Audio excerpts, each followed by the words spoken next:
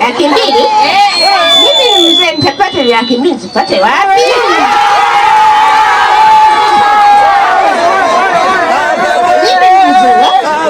Nazo wewe mzee, hela ulizonazo nyingi.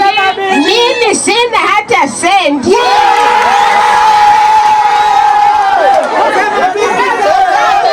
Sasa mimi yenu napiga magoti.